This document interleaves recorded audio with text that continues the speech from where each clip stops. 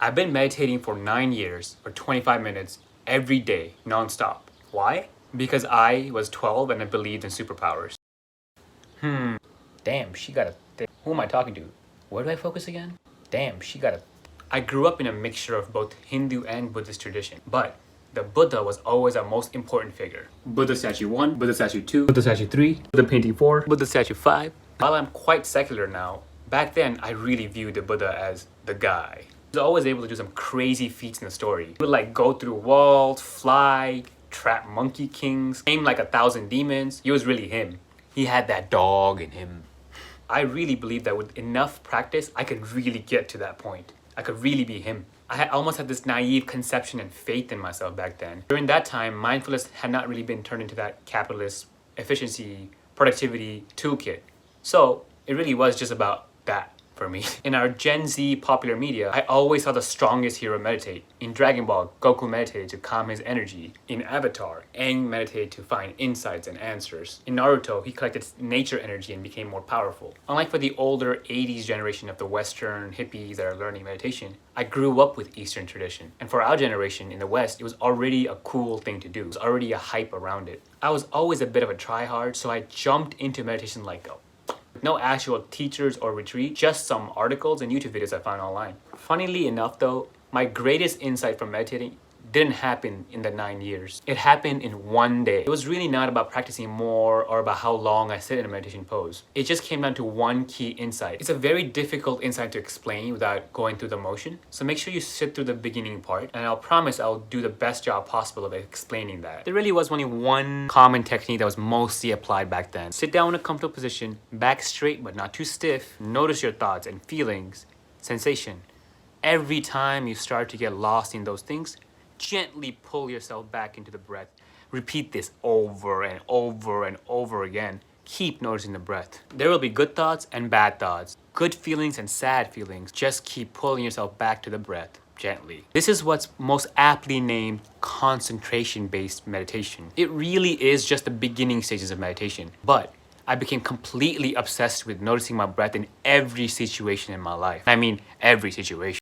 I suffered from ADD-like symptoms all through my childhood. Unless I really liked the subject, I had extremely difficult time focusing and concentrating on my classes. I suffered through that almost all the way till high school. But this one practice almost immediately changed all of that. The teacher would be speaking, bam, breath. Suddenly, instead of missing like 10 minutes of lecture, I only missed 9. Then soon it was only 7. Then it was only 5. And so on and so forth. It was like an exponentially growing process of just being able to pay attention to things.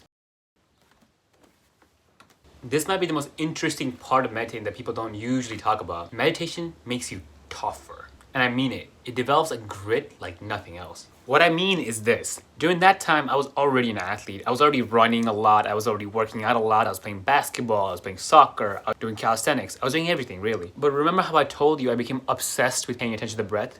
Well, I started doing the same exact practice while working out. All of a sudden, I noticed I could do things for a longer time. Maybe this was because of the non-judgment practice, but basically, what I used to experience as pain during the end sets of my push-ups, when I brought my attention back to the breath, I noticed that the energy I felt was actually very similar to pleasure.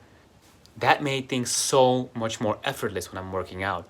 All of a sudden, pain became something that you accept rather than try to get rid of. That is something that everyone says to do, but when you start meditating and doing that concentration-based practice of non-judgment, it becomes so much more easier. I apply that to every sport. In running, it was easier to keep pace and go longer despite the fact that I'm sore, because pain and pleasure just began to feel very similar. In basketball, every missed shot began to feel like it was part of the journey. But failure was just something to be accepted. Believe me, I missed a ton of shots, believe me. But every time I felt that pain of rejection and feeling ashamed, I embraced it. I went back to my breath once more time, and it didn't feel that bad. I just kept wanting to shoot it. Kobe. In general, that practice just made me better at failing, which in turn made me look tougher. On the outside, this might look like grit, but internally, you feel much more peaceful and effortless and zen. It's a pretty cool dynamic. I once heard this phrase in the Rich Roll podcast. Every itch not scratched is a lesson in compassion.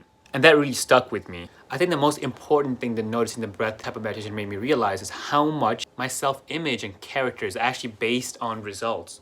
results that make me get more pleasure. Is that really worth it? I remember in the earlier days of high school making a joke in class and everyone was laughing. Everyone has gone through this at one point in their life. At that moment, because of all my conditioning, I suddenly went back to my breath. I suddenly became aware of how much I don't even remember what I had just said. I even remember the millions of times the jokes have not landed. I got ignored, no one laughed, and the pain that came and followed that. Moments like that make you realize how much existence is just a battle to get attention and find pleasure. I think that idea just really hit me. It got me obsessed with the idea of just being me. I don't know what that meant, but it just felt good to be congruent with myself. Like in the moments when I'm just sitting in the toilet, ashamed of my wee-wee, feeling really bad about my muscles and the lack of baddies in my life. Noticing that feeling and being okay with it, that's self-love. To me, that is a part of being authentic, and that practice of concentration-based meditation really helped me. While externally you look like you're striving and getting things done, internally you feel more at peace and a sense of calm, like you have truly let go of your outcome and you're just okay with whatever comes your way. When I do that, I also notice that more positive things come my way as well. I wanted to wait till the end to talk about all the weird, crippling anxiety and dread I started feeling at random moments. I think I started to feel this almost 5 to 6 years after I started the concentration-based meditation practice, which is so weird because I was like, I should be getting better at this. Why am I feeling this like extreme anxiety? For example, I'll be getting ready for gymnastics one of those days and I would obsessively focus over my breath, the steps, the heartbeat, the pulse, to the point where I was almost completely out of the practice of gymnastics itself. My friend who would be coaching me in a specific gymnastics move would be giving me instructions and I would keep thinking, oh my god, focus on my breath, and I would just lose the sight of what he was saying. Same thing would happen if I was just talking to someone for fun sometimes. I would be having a great conversation with one of my teachers or my classmates or my friend, and all of a sudden I think, oh my god, I gotta focus on my breath. And next thing you know, I'm out of it. In my head, what I was thinking was that I need to go deeper, be more present. But what that made me do was just be completely out of the conversation itself. That's probably the reason why many monks spend 12, 13, 14 hours a day meditating. Many people go to retreats for almost 3 to 4 months at a time. There's a lot of pleasure and bliss comes from being in those long sessions. That level of concentration or samadhi, it feels good. It's even known as something called jhana. I think in the beginning, the differences between the mindful and the non-mindful minutes were so vast and different that I really felt a lot of benefits from doing the concentration-based meditation. But as you get better, paradoxically, the level of pleasure you feel from doing breath meditation is just not the same. For me though, something about it was just not adding up. It should not be about this, right? It shouldn't just be about going deeper and focusing more on the breath, more on the breath. Life just started feeling like I was just practicing my way into it. So then I became really interested in figuring out what the point of it really was. Another thing I really noticed was how some people seem to find life so much more effortless and playful and fun, and they didn't even know what meditation meant. They'd never even done it in their life. Why was that? Like, I specifically remember one of my friends in college was just so naturally always focused on the things he was doing, but also was very playful and charismatic. He just had a good aura and personality to be around. His social interactions didn't seem like there was two battles happening at the same time. One trying to focus on your breath and be concentrated, and the other on the interaction itself. It was just effortless. And like I said, this guy didn't even know what meditation meant. A lot of my dancer friends were also like this. They would be doing the most complicated routine, or would have the most ethereal and beautiful shape and acts of physical prowess like nothing else. But it didn't look forced. It was either graceful or playful, but it never looked purposeless. And I also remember feeling that way sometimes when I was perfecting a routine. I would have it, and once again I would force myself to focus on my breath, and all of a sudden it was gone. All my struggles in understanding that anxiety and that incessant need to just optimize and keep getting better led me to what's known as non-dual form of meditation. This is also called Rigpa in Tibetan and in Nepali Buddhism. Apparently this is generally reserved for the very advanced students in the Zen tradition. In this practice, the only thing that matters is the idea of recognition. It's not about meditating for this amount of time or that amount of time. It's not about how long you concentrate. It's just about that one moment of recognition. And what is a recognition? It's the feeling of looking for a center in your head, the thinker of the thoughts, and failing to find it.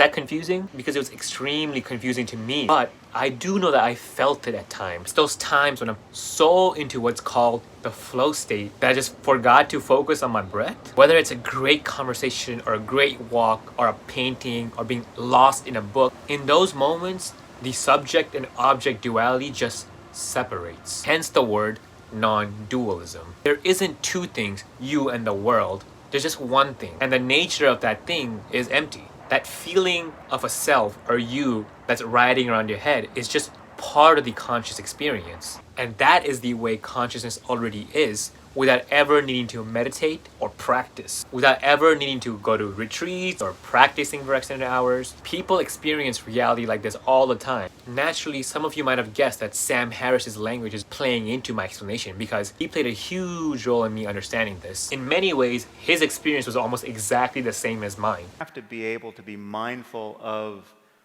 the absence of self. Rather than pay attention to the breath or pay attention to sounds, you're turning attention upon itself. It's the thing you can be mindful of on demand. You're not waiting around for it to happen to you. So the sense of self will drop out in every moment of actually being mindful.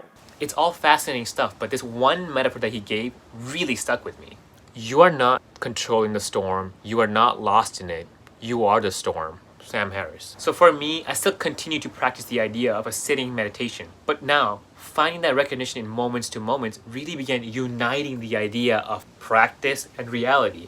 Those two things just started becoming more and more together. The idea of breath meditation almost completely vanished from my life. Instead, whatever is arising is the source of mindfulness. Whether it's the feeling of sadness, the feeling of joy, the feeling of sexual arousal, they all become the thing that you're mindful of. No experience at that point starts to feel like it's separate from who you are. Even once you have this recognition, it's completely natural to be lost in thought once again. This ability to recognize a non-dual state of mind is actually extremely liberating. It truly feels like in those moments, while suffering might not be cured altogether, it ceases to be a problem. It's almost like I have arrived exactly where I need to be. Life isn't just merely a practice for the next moment. Instead, you're living it right now. That feeling is so exhilarating. It almost feels like that feeling of leap of faith. Like in this movie, the best movie of all time, I personally found it to be extremely useful. These days, I dance a ton. However visceral it may look from the outside, what's actually happening inside me is me noticing where my attention goes and moving accordingly. I will be in a state of dance and I'll be asking myself, where am I? First, while I'm dancing, I might be paying attention to the music. Then I might be paying attention to the body sensation and then the thoughts behind it. But the whole time I keep asking myself, where am I? Where is the thought located? And where is the awareness going? This process lets me effortlessly flow around the music, doing techniques and forms that are just so much more natural. Whereas before, I was so focused on my breath to try to get everything down to the minute. Suddenly, I'm completely immersed in the experience. It feels like I'm truly alive, that I'm almost one with the music. What ends up happening is this beautiful moment of harmony where the changes in conscious states and what I'm aware of becomes the source of satisfaction. It all just becomes a beautiful tapestry of experience. And maybe that's why the journey of meditating for 9 years was really about. It was about finding the insight that life is just about recognizing the dance of experience already happening within me. Nothing needs to happen for me to recognize that almost exhilarating, maybe even mortifying sense of being alive. It really is like a leap of faith. It's a leap of faith without the need for a faith. It's just seeing how our conscious experience already is. Did I find that superpower that I was looking for when I was 12? Maybe, but not exactly. However, I do think I found a glimpse of what it means to appreciate and cherish life. After this video, maybe you'll start with one meditation session, or maybe you will never meditate ever again. What I will say though is that definitely learn to understand the temporary nature of our life and that it could be made to be a beautiful temporary experience. All it takes is just one moment of recognition. Thank you so much for watching. I will link all the videos I found super helpful in my journey, especially using the Waking Up app. I want to make more videos about science, philosophy, and social commentary while also having a lot of fun. Subscribe, like, comment,